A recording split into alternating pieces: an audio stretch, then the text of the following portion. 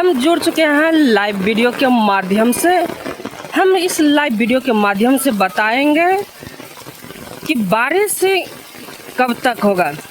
हालांकि मौसम विभाग के मौसम वेबसाइट से बात विचार करने के मुताबिक से जानकारी मिला है कि 4-5 अक्टूबर तक 60-70% बारिश होने की संभावना है आंधी तूफान के साथ, और साथ में जगह जगह पर गंगा नदी की जलस्तर बढ़ेगी। हालांकि हमारे संवाददाता और कई अन्य सूत्रों के हवाले से जानकारी मिला है कि पटना समेत बिहार के कई नदी नहर में बाढ़ और जोर शोर से शुरू हो गया है। जहां तक रिपोर्ट मिल रहा है कि नेपाल की कोसी नदी है, जो कि बहुत सारा चर्चित नदी है, बिहार का शोक नदी कहा जाता है, वो 6 लाख पहुंच गया है गंगा नदी की जलस्तर।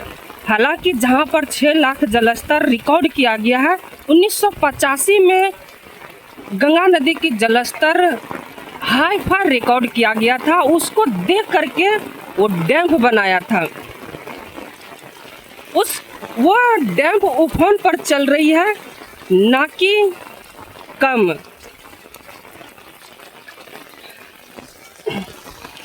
देख सकते हैं यहाँ के स्थानीय व्यक्ति किस तरह बारिश का आनंद ले रहा है। तो एक तरफ बाढ़ पीड़ित परिवार गम में है, ना तो खाने पकाने की ठिकाना, ना तो सोने के ठिकाना, ना जाने माल जाल गाय गोरू भैंस बकरी कहाँ रहेगा। देखिए, हम इस वक्त जमालपुर भागलपुर रेलखंड के बीच रेलवे ट्रैक पर आ गए हैं। ये बारिश का पानी नहीं है बल्कि बाढ़ का है। हालांकि बाढ़ की पानी धीरे धीरे डाउन हो रहा है, ना कि तेज में। जिस तरह पहले हो रहा था गंगा नदी की जलस्तर डाउन, उस तरह नहीं हो रहा है। देख लीजिए, जमालपुर भागलपुर रेलखंड के बीच अंधाधुंध ट्रेन चल रही है पिछले कई दिनों से। हालांकि अगर इस तरह का बारिश होते रहेगा तो रेलवे ट्रैक के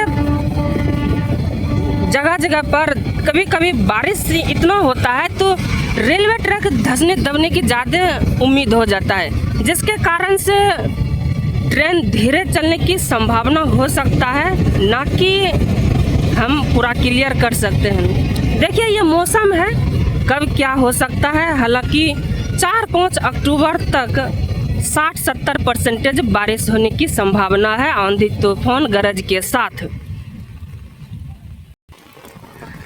देख लीजिए, ये जो है गाय गोरू माल जाल भैंस बकरी, ये बाढ़ पीड़ित परिवार का रेलवे ट्रैक पर किस तरह रह रहा है। माल जाल को क्या, आदमी प्राणी को भी खाने पीने की ठिकाना नहीं, रहने के ठिकाना नहीं। देख लीजिए, ये जो है ना बकरी अपने आप चरा करके आ रही है, ना जाने इसको जहाँ भी देखें जिधर भी देखें वही बाढ़ की मंजर। तो कभी बारिश सता रहा है तो कभी बाढ़ सता रहा है, कभी नीचे से कभी ऊपर से परेशान कर रहा है। ये जो नज़रिया देख रहे हैं, ये गंगा नदी की जलस्तर है, लेकिन गंगा नदी नहीं है। ये गंगा नदी NH 80 रेलवे ट्रैक के दक्षिण साइड रेलवे ट्रैक के अंदर से क्रॉस करके पानी किसी न किसी तरह ये भी फ्लैट हो जाता है। ये एरिया सटबिगी गौरा मंझन से की है। जिस तरह यहाँ पर देख रहे हैं जमालपुर भागलपुर रेलखंड के बीच Kalyanpur road railway station Ghorghat की नज़ारा यहाँ पर के अलावा बहुत सारे जगह है। रतनपुर, बरियारपुर, कल्याणपुर, घोरघट, सुल्तानगंज, कमरगंज तक। कभी तो किसी जगह रेल ट्रैक पर रह रहा है, तो कभी कोई NH 80 के सहारे रह रहा है, तो कहीं पहाड़ी इलाके क्षेत्र में रह रहा है। जिस तरह